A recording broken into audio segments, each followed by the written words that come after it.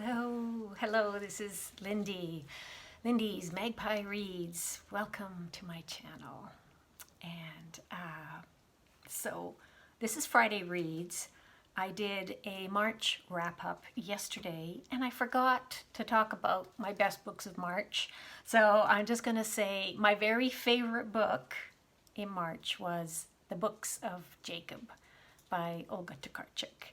And I talked about it a fair bit on my March 25th Friday read, so I'll leave a link down below in case you want to hear more about that one. The best out of 53 books that I read in March. I don't think I've ever read that many books in 1 month before, and it's likely never going to happen again. But out of those, 14 were graphic novels, 11 were picture books, 9 were audiobooks, and couple of poetry books. So in April, this is poetry month, and I am planning to read more poetry this month. And also, there is a readathon I'm very excited about called Picture This, and it is for adults to read picture books. Jack of Spread Book Joy and Shelley Swearingen are hosting this, and I'll leave links to their announcement so you can see more about what it's about. I was already planning to do a big picture book extravaganza because tomorrow, April 2nd, is International Children's Book Day, and IBI Canada is actually sponsoring it this year. Instead of doing all the picture books for tomorrow's video that I'm doing, I'm going to spread them out through the month. So watch for more picture book content coming in the future. Plus I've got a couple of picture books to tell you about today. And I have also got one middle grade book, one audiobook, 3 graphic novels, and a bisexual Palestinian novel, and I think that's it. I've got 8 that I've finished this week. I've got 3 that I did not finish, so I bailed on Spineless by Judy Berwald. I was listening to that one in audio, and it's a mix of memoir and science writing about jellyfish. And I liked the science parts, but her talking about, traveling to the coast and to see different researchers with her family and her children and stopping to eat French fries or, building sandcastles at the beach and all that. I was finding that part pretty boring. And then when she would talk to researchers, like there's one guy, for example, who didn't like people at all, gave her a very limited time for her to ask questions, and then that's it, even though she had many more questions. So I could understand, frustrations of a science writer trying to get information and interview people, but at the same time, it didn't make for very engaging listening for me. So maybe at another time I might check that one out. One of my commenters, Barbara, she found that the print in the printed edition of Spineless didn't work for her eyes, so I was sympathetic about that. But fortunately, she was able to get a Kindle edition where you can enlarge the print, so that's always nice when that's an option. The other 2 that I bailed on were both middle grade novels, and I picked one of them up as a result of a prompt from middle grade March, and that was to read something published before you were born. And I picked up The White Stag, which I did read when I was a kid, but I didn't get much for. I got the first chapter, so 45 pages in, and what it did was it reminded me about, I think, why I've had a lifelong interest in the peoples of Central Asia. Steve Donahue talked about a book quite a long time ago, maybe last year, and it was The Horde by Marie Favorol. The subtitle is How Mongols Changed the World. And it sounded right up my alley, and I got it out from the library. But it turns out that the focus is very geopolitical in it, and I'm more interested in the social aspects of this history. So I didn't end up reading very much of it, but if you want to know more about Mongols, I do actually recommend that book. And the other one that I bailed on is Rumaysa, a fairy tale. Rumaysa, Rumaysa, let down your hijab. It's by Radiya, Hafiza. And it's retellings of 3 popular fairy tales, except with brown Muslim girls as the central character, and they save themselves, basically. No waiting for a prince. So that part really appealed to me, but the writing wasn't my thing. I can nitpick here. Rumaysa is spinning straw into gold for the witch up in her tower. You see her with her spinning wheel there. And in the text, it's described as a dark wooden spindle. Her large spindle is in the center of the room. That is not a spindle, people. There is a spindle that's a part of the spinning wheel, and it's also possible to spin with a separate hand spindle, but what's in that picture is definitely not a spindle, and the way it's described of how she's using it, she's describing a spinning wheel, so minor. Just that I'm a textile person. Anyway, actually I'm going to get to that later this video. I have a book about textiles. Oh, and also I'm wearing my t-shirt from the Textile Museum of Canada, from a Judy Chicago exhibit. I actually didn't see the exhibit. This was a gift. I would have loved to have seen it. So I did read a middle grade novel that I enjoyed this past week. It's called Temple Alley Summer. The author, Sachiko Kashiwaba, apparently is a really well-loved Japanese author in Japan, but this is her first one to be translated into English. It's got illustrations by Miho Satake, and the translator is Avery Udagawa. It did win a Batchelder Award, which is an American Library Association award for translated children's fiction. And it does have a lovely design. There's a black cat that shows up here and there throughout the text, and there's an important black cat in the story. And then there are, here and there are other illustrations as well. And there's also a fairy tale within this story, and the pages are gray for that. I don't know if you can tell that the color is different. The main text is on a cream-colored paper, and the font is gray, and it's quite, it's fairly narrow and thin. And when I first got this out of the library a month and a half ago, my eyes weren't good enough to read it. I mean, my eyesight has improved with exercises that I've been doing, and so I was able to read it this past week, but I am sympathetic to Barbara's problems with font. Yes. So, about the story. Okay, so it's a ghost story set in contemporary Japan, and this boy finds out that his street used to have a different name. What is it? Kimyo Temple. And the word Kimyo, the characters translate as come back to life. So he finds out it was a renegade Buddhist congregation, and the adults that he's trying to get more information from are not telling him. He knows there's some kind of secret about this, and so it's solving that puzzle is part of the story.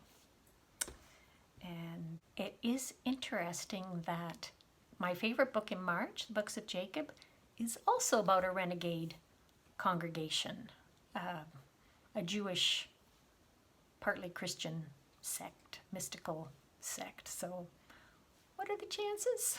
I don't know. Anyway, I heard about Wolfboy by Andy Harkness from Gem of Books. So this was on the short list for the Waterstones Children's Illustrated Book Prize. And Gem and her 2-year-old, I think Charlie is, evaluated all of the books. And this was their joint favorite. So I will leave a link to her video where she talks about them. But the illustrations are done in clay, modeled clay. And there's special lighting. I think the clay is placed on glass plates, and then texture is added to it. It's really, the illustrations are really cool. And the story itself is a cumulative one where things are repeated but with one thing added. So we've got the hungry wolf then he's hungry and huffy, and then he's hungry, huffy, and growly, and then he's hungry, huffy, growly, and drooly, you know. Yeah. The repetition makes it really fun. For little kids, it's a great way to experience language, and lots of fun. Andy Harkness is an American creator, by the way. And I'm going to leave a link to the Waterstones site because this was not the official winner. And if you want to know which book won, you have to go to their site. The other picture book I picked up was published in 2004. It's called A Shelter in Our Car. It's by Monica Gunning, who's originally from Jamaica, and the illustrations are by Elaine Pedlar. And Elaine Pedlar uses chalk pastel. So they're quite distinctive, these illustrations. The story, as you can guess, A Shelter in Our Car, is about a mother and her daughter who have fallen on hard times and they're living in their vehicle. And so it's, tough to, get clean and ready for school. Their food is kept in a cooler in the car. When they park on the street, sometimes a cop will come along and say there's no overnight parking and they have to move. But always the love between the mother and her daughter is very reassuring, makes these people alive, I guess, and it does have a positive ending. And there's information at the back about homelessness in America. Like I mentioned, this is from 2004, and the whole situation with homelessness has only gotten worse since then. There's a really good podcast series. It's an offshoot from 99% Invisible. According to Need, that's what it's called. It's by Katie Mingle. I highly recommend it. I think there might be 5 or 6 parts to it, and I'll include a link in the notes below if you're interested. Speaking of hard times, this novel, You Exist Too Much by Zaina Arafat, is about a young woman who what is her name? It starts out when she's 12, and she's in Jerusalem, and the men on the street are shaming her because her legs are bare. And so she ends up swapping her shorts for her uncle's long pants, and realizes that she really likes the power of wearing pants. Anyway, the story's kind of told in vignettes, and a lot of it is when she's in her 20s, and she's suffering from something called love addiction. She goes to a therapy kind of treatment place where it's a whole mix of people addicted to drugs and, you know, whatever else. I found her, let's see, I was probably more than halfway through before I really started to care about this narrator, because she was just self-sabotaging all the time. It was too much, you know? But anyway, I did warm up to it. I was reading this for my Lesbian Plus book club, and yeah, in the end, I'm glad that I persevered with it. The title is actually something that her mother said to her, maybe when she came out to her. She's like, "You exist too much." So that's the kind of woman she is. And into the audiobook. So it is called Worn. The subtitle is A People's History of Clothing, and it's by Sofi Thanhauser, and the audiobook is read by Rebecca Lowman. Very easy to listen to kind of audiobook narrator. And it's really about how the story of our cultures, human cultures, can be shown through our clothing.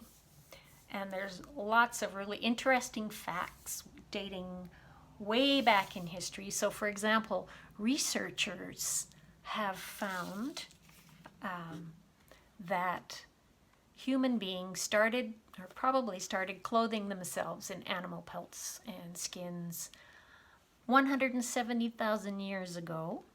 And how they did this was by analyzing the DNA of lice. Now you know. In the section on cotton, she talks about how much water conventional cotton takes to grow. Its usage is so much more than agricultural food production, for example. She says it takes 8,500 liters to make 1 kilogram of cotton versus 3,000 liters to make a kilogram of rice and 900 liters to make a kilogram of wheat, or to grow a kilogram of wheat. So on top of growing the cotton, when you're making clothing, there's all of the processing, dyeing, finishing, all of that also requires water. And so 1 pair of jeans takes 20,000 liters of water. Think about that. She talks about linen and wool and silk. In the section on silk, she visits some people in the Yangtze area of southern China. She's talking to someone who says that the grade 3 students are raising silkworms there as a project, and it's driving the parents crazy because the children have to bring in mulberry leaves to feed these worms. That's the only thing that silkworms eat, and mulberry trees are now in such short supply there that there's really not even enough for school project.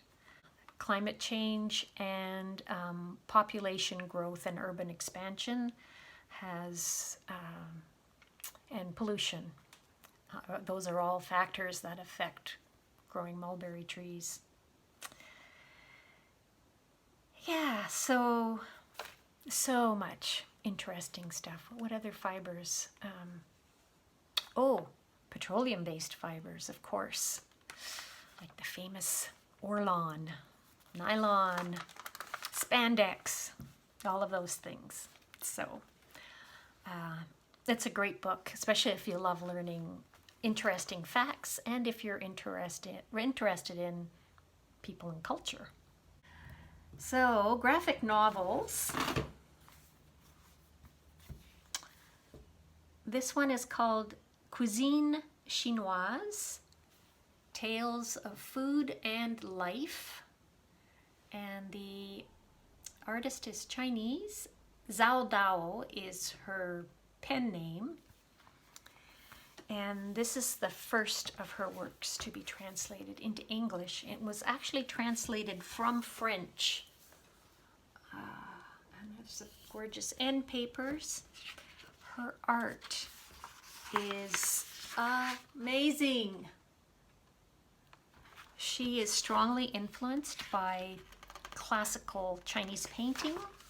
She uses a brush and watercolor for her art. And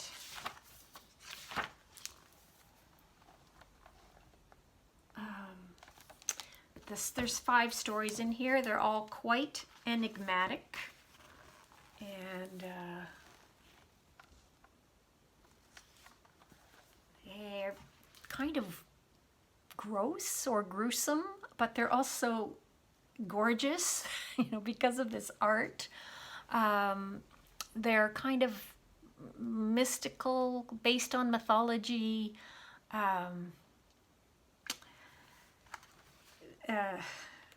My favorite one is about a boy who gets a taste for unusual food from his grandfather. So you can see this thing that they're going to eat. Kind of looks like halfway between some kind of amphibian and a fish, and it's got 6 legs.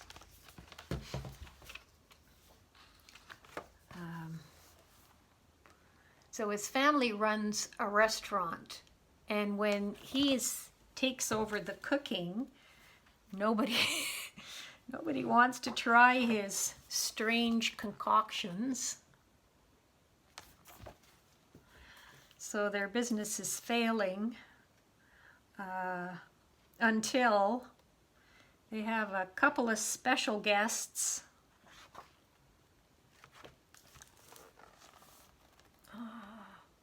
Who are death spirits who come for a visit, who end up liking his food. There's often lots, like little kids have snot coming out of their nose, and there's, like I said, lots of insects. One of the stories is about insect spirits that are in human form.